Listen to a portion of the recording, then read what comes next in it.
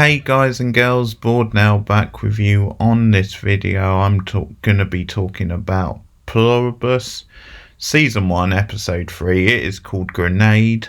Full spoilers from the start of the review as always. And I think this is definitely the funniest episode of the series so far for me. There's quite a lot of laugh out loud moments. It's quite a quirky episode as well. I think that's something this show has done. But there's definitely like an underlining black humour to it, which I do appreciate. But I think the thing with the show that makes it so engrossing and so intriguing at the moment is the lead character of Carol and Rhea Shehorn. And where I think she's really nailing that performance is she manages to really get a lot of laughs out of me. And again, I think they're definitely on the sort of ironic dark side.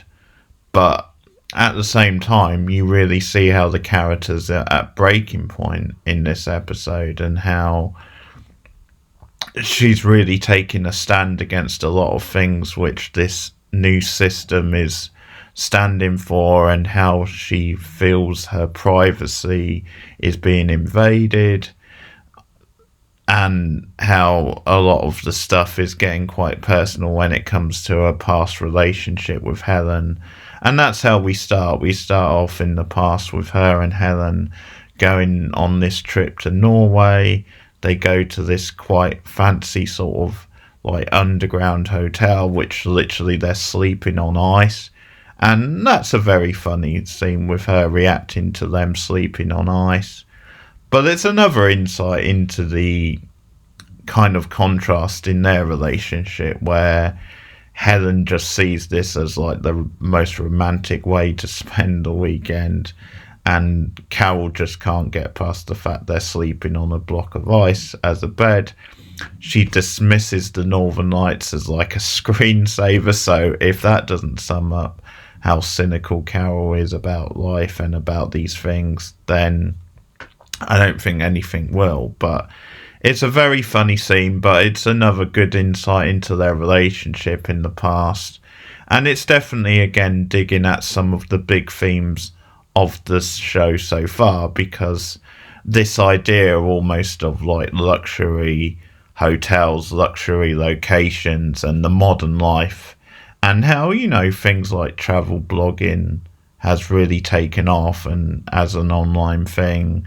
And just that idea of how much of it is just luxury for the sake of luxury, how much of it is just so that you can say you've had this experience, compared with, okay, you're just going to go for the weekend with someone you care about and you legitimately just live in the moment. I think it brings up the point of, have we lost the sense of living in the moment because we're so concerned with like capturing everything and everything just being like a special event? And there's definitely arguments for and against that, but I think it does get into some of the stuff about the show and some of the ideas that they're wrestling with to do with like capitalism and consumerism and the various things that this episode definitely wrestles with.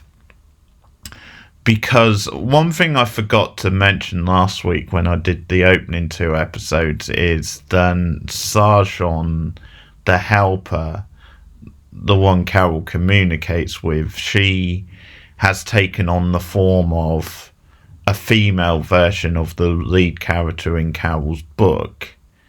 And that's another really intriguing choice, because it's this idea of her book looming over her like it's with her constantly, and this being now, or this representation of these new life forms who are taking over the planet. It's this idea of they're mothering themselves on Carol, and that's something she can't really escape, and it's something she doesn't really like. I think also it being like a female version just made me think a little bit about the whole debate we now have in culture about yeah, should there be more females put in like lead roles, or should there be a bigger amount, placed in like plum roles? And because in Carol's case, she writes like sort of kind of like romantic, trashy fantasy. So you can almost imagine like a fan saying, yeah, why not make the character a female, whereas it would typically be a male. So I wonder if there's a little bit of that in there, where like this race is like presenting it as maybe it would be cooler and more progressive if your character was a female. But of course there's nothing wrong with a woman writing like a male character and all the rest of it. But that's something which made me think a little bit about something the show might be getting at. But yeah, it's another very strong episode. So after the flashback scene, we cut back to the present, where Carol, of course, made the choice to get off the plane.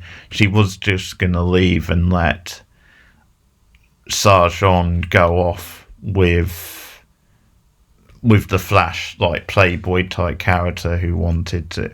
There was a whole thing about, hey, I actually got to know her name, and we've set up he's a Playboy, and Sargon was pretty much the choice is yours, Carol. I don't want to hurt either one of you, but she was happy to go off with the guy. And again, that's digging into some like issues and some themes about, yeah, do you just want to let yourself be used like that? And at the end of the episode, Carol made the choice to get off the plane and was like, no, I'm not going to let this happen. So we start off with her being flown back on the plane, and once again choosing to sit in a regular economy class, which is pretty consistent with the character. There's again like little gags about who's flying the plane, who have you got this time. It's even worse than the girl from TGI Fridays or whatever it was. So that's pretty funny. And once again, a big part is the dynamic and the back and forth between her and Sargon, and how they interact. And things really come to a head when we start finding out that these beings have information about Carol and Helen's relationship and the past. So she knows, or they know, because it's through a bit of mail. When Carol gets a mail back, then they know about a diner which she went to when they went to an Indigo Girls concert, which is again is a particular sort of like information. So there's a thing about they know everything that's in Carol's fridge, basically, when it comes to her breakfast preferences. And even though it's quite a low-key episode, there's some spectacular broad images, because you get this stuff at like one of these like malls where they serve one of these like big food courts. Because if there's a black mark against Carol at this point, it's the fact that she loves sprouts. I can't really get on board with that, Carol. I can eat sprouts. I can have maybe a couple with my Christmas dinner, but I can't really get on board with saying I actually like them. And again, it's just this sort of funny comedic thing about this race not wanting there to be sprouts. I can't remember the reason they give. I think it was something to do with environmental reasons, but it's just this funny little scene where Carol's like goes to the malts and there's no sprouts. They've taken the sprouts away, so she demands that they put them back. I'm not sure why, Carol, but she demands it, and they bring them back by the truckload. You see all these trucks pulling up. So it's a really cool, funny little visual as well. But yeah, Rhea Shoehorn does such a great job in this episode, just showing the angst and the anguish as she finds out more and more than they know this stuff, and once again just demanding her independence. And it's partly because she hasn't accepted the new status quo, but it's also, and I think this is what really makes you root for her and you're on her side, because this show is definitely getting into like the nitty gritty of, would this world really be that bad? Like, it seems to be, on the face of it, a better world than the one we live in, because a lot of the bad stuff has been cut out. And if you make a few sacrifices, then is it really that bad? But it's this side of it which really makes you think then Carol is sympathetic and that she has the right idea. And I think she's literally sympathetic because of what she's going through. Like, she's only just lost Helen, and like a lot of sympathy from her perspective of, this is not the right way to treat people, this is not the right way to run the world. But yeah, like when they're starting to kind of like do all these things, and they're putting the lights out around town, and at one point she asks, like, how long will it take for me to turn into basically a pod person? And Sargent says, well, that's a bit of information we don't have. Like, it could be a matter of days, it could be a matter of weeks, it could be months down the line. That's one thing we're not sure of. And Cal brings up a great point about agency, and about how you're presenting this as like having freedom, of having free will and agency, until you suddenly don't, because that wouldn't be my choice to become a pod person.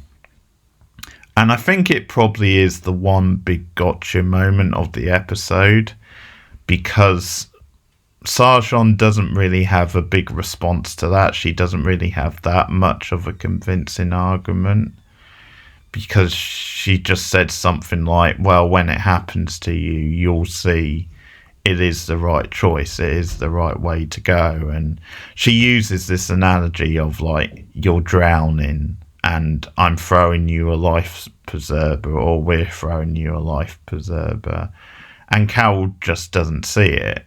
But I think it's all to do with free will. It's all to do with like agency, and almost this idea of, because this is playing with like living in a very controlled capitalist type society. But even if we are like to a degree about this idea of, we should still have the freedom to make our own choices.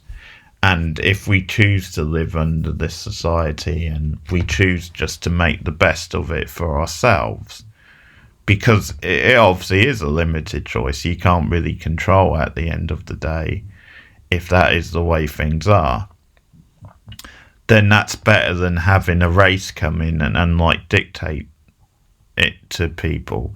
And I know for certain people it depends how you look at it, like, because some people see this race coming in as a bit more of like a left wing, like almost communist like ideology, which in some ways it is, but also you can look at it as a little bit more of a, like an extreme sort of capitalism type thing. Now, there's probably like a moulding of the two.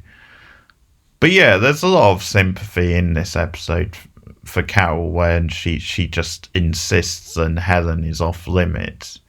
She very firmly states that those memories belong to me. I don't want you thinking about her anymore. And that's definitely a big, powerful, sympathetic thing. And I think, again, it speaks to the themes of the show, because there's also this sense of this race not understanding that relationships like that are personal to people, like they belong to, in this case, that one belongs to Carol. She was the one who had the relationship with Helen, and those memories should be hers and hers alone, and maybe a select few other people in Helen's life, but obviously the actual relationship was Carol's. So I think that's a big thing about this race. Naively, just doesn't get that concept, doesn't understand the idea of that, and just sees it as, well, we're trying to make you happy, Carol. We're trying to feed you as much as we can, and we've done our research, and this is what makes you happy. But not understanding then it's about experiencing that in your own way. So this is where it's almost like a critique maybe of modern online things and capitalism, is because it's breaking down this idea of having these things, having these luxuries, and you become part of a little bit of like an AI, a little bit of an algorithm, and like knowing your tastes, but a little bit of a breakdown of that. And I think that's set up in the opening scene, where Carol is someone who maybe prefers to not have everything catered to her, like just to experience things and choose her own ways in some ways. And again, there's pros and cons to that, but that's definitely, I think, one of the reasons for that opening scene. So there's some really powerful stuff in this episode with Carol and also that stuff. And another thing is, like, when she's alone at night, and we see her drink quite a lot in this episode, she also puts on like the Golden Girls as a way to escape. And again, I think that's a little bit about like creature comforts and certain things that we retreat into, and I think that's also a little bit of poking like the capitalist bear, because this idea of like having these luxuries, having these shows where you have to escape, but that's almost part of the system in itself because it's mass produced. So playing a little bit with that. And there's also, I almost forgot, but there's a scene on the plane with Carol where she's like trying to get in contact with one of the others, because we've only really covered the other people who speak English. Now she asks Sarshan about the ones who don't speak English, and particularly I think it's a Spanish guy. It was Spanish or Mexican, one of the two, but she tries to call him and he's not very receptive. I mean, I'm guessing maybe because they know at this point that because of her anger, like, all these people have died, and he just keeps hanging up on her, like doesn't want a conversation. So that's another little scene they have, which is quite effective. But what it all builds to, and the title of the episode, is then she makes this darkly funny joke about, like, the only way to make the worst week of my life better is with like a fucking grenade. So Sarshan literally brings her a grenade. And this is a really funny but also interesting scene, because I think one of the things it's getting at is how nowadays with the internet you just have access to like insane things, and just a lot of things in modern life and culture, you just have access to really dangerous weapons freely, much easily than you would have done years ago. And I think it's almost getting into, is that really a good thing, kind of critiquing that and looking at that. And I think that's partly the purpose of like her bringing Carol the grenade. And it's funny because where it leads is like Carol doesn't believe it's a real grenade, so she like sort of pulls the pin out, and then Sarshan has to toss it, and the house kind of explodes. They go outside, and Sarshan ends up getting injured and taken to the hospital. But it's notable that she saved Carol's life in the process. It's so funny that Carol didn't buy that it was a real grenade, because I thought she might have clued into that because of like they take everything literally, this society. But I think, to be fair to Carol, it's still very much the early stages in this new world order, and again, it works as like dark comedy that it's like a throwaway line, and she didn't expect them to take it literally. Because there's also this line, I can't remember if no, it is Sarshon, I think, where she says about, we suspected you were being sarcastic, but we, we felt it was best just to make sure, like in case you were being serious, to bring it. Because again, they're trying to please her. That anything you say, Carol, we will bring you. But again, this one sequence and where it leads just really throws up so many things about what the show is getting at. So yeah, I think it's just the idea of these resources and yeah, it's just this thing of like Carol never really. I think it's also communication and this idea of this new race not really getting sarcasm fully. Like, she acknowledges that they suspected it was sarcasm, but then they're still very much on the level of, well, if you say it, we will bring it.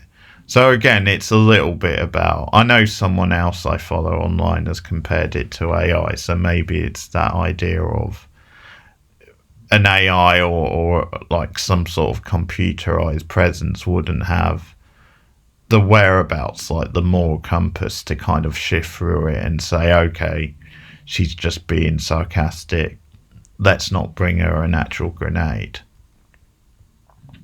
So I think it's a little bit about communication as well.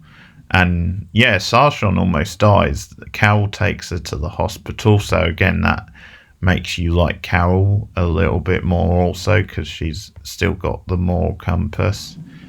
And so when they're at the hospital, she talks to like this other guy, this guy who's like another one of the beings.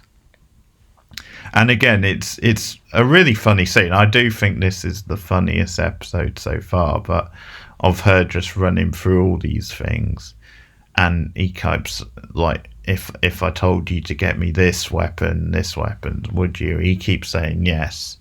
And it's at the point where she gets to, well, if it was an atomic bomb, would you do it there? And that's the point he pauses and has to take a thought about, would he do that?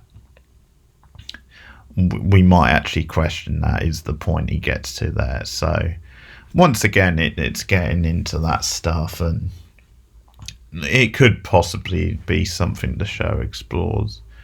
So yeah, it's a really good episode because I really like the way it opens and the context. We get a little bit more of the past relationship and how that bleeds into some of the themes. Once again, Rhea Shehorn is giving like a top-notch performance like she did in Better Call Saul. I know there's some questions about where the show can go, and especially if they've got like a 4-season plan, which Vince Gilligan has said he would, and that definitely remains to be seen. Like is there really enough material here? I know it's a really broad concept, and Rhea Shehorn is obviously a really compelling presence, but I think you need to open it up a little bit more than they are, and it does have a particular pace, which it obviously isn't going to be for everyone. But yeah, this episode was really enjoyable, so I'm really enjoying the show up to this point, and a lot of its ideas. And I know to many it's a bleak concept, and I can definitely see how it is, but I also think there is a lot of humour in there. Maybe again it's a more dark, ironic humour, but it's definitely something I appreciate, and I did laugh surprisingly a lot. But it is hitting on some key modern themes, so that's great stuff. So that's Pluribus for the week, or for this episode, Grenade. Let me know what you guys think of it in the comments below. Like and subscribe as always. If you want to help the channel out monetarily, you can go to patreon.com/borednow, and for just a few pounds a month you get commentaries, TV and movie commentaries. You also get early access to things. You also get exclusive clips that don't appear on YouTube. And you can also support me as a channel member at 3 different tiers. And you get a bunch of things on there like reactions, commentaries, again, exclusive clips, some stuff which you wouldn't get on Patreon. Or you can make a donation at PayPal, one-off donation, that's linked on the channel. Or you can hit the super thanks button on this video and you can make a one-off donation that way, and also hit the hype button on the video because that helps to get me shared out to many more people.